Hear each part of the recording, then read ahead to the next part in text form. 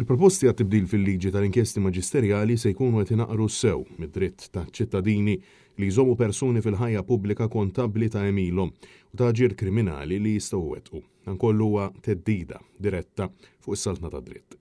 Sosna dan il-Prim Mħallef Emeritu Joseph Said Pulicino li naqat mal-ex Prim Mħallef Silvio Camilleri, il-Professur Kevin Aquilina, il-Kamra tal-Avukati, il-Kamra tal-Kummerċ u diversi għaqdiet oħrajn flimkien ukoll mal-Partit Nazzjonalista.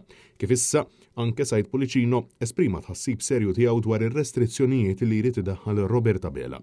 L-ex-Prim Mħallef u ex-Ombudsman sostna illi il-Gvern qed jaqbeż il-linja il-ħamra b'dan l-aġigre u li dak li jrid Roberta Bela u illi għamilha aktar diffiċli għaċ-ċittadin normali biex jitlob għal ftuħ ta' inkjesta maġisterjali. U insista illi jaqbel totalment ma' dak illi qal il-Prim Mħallef Emeritu Silvio Camilleri, ċoe illi il-Prim Ministru jrid dawn il-bidliet sempliċement biex jiddefendi lil politiċi u l-persons of trust tagħhom minn kwalinkwa investigazzjoni.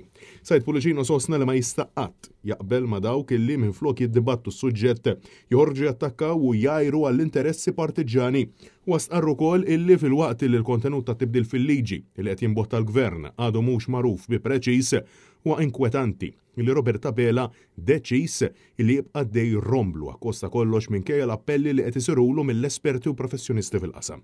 U spjega illi dan kollu huwa teddida kbira għad-demokrazija tal-pajjiż u s-saltna ta' dritt. Said Pulicino insista illi l-Gvern u l-Prim Ministru ma jistgħux jaqbdu jiddikjaraw persuni suspettati quddiem il-qorti bħala innoċenti bħalma qed jagħmel l-istess Bela brabta mal-iskandlu Vitals. U stqarr illi ċertu stqarrijiet kategoriċi ġejjin minn persuni f'awtorità jistgħu jaffettwaw ġuri b'mod mill-aktar irreparabbli. Finalment spjega li dawn il-proposti huma mhux biss offensivi għas-saltna ta' dritt imma għall-governanza tajba, għall-amministrazzjoni tal-ġustizzja u drittijiet fundamentali ta' vittmi ta' reati kriminali.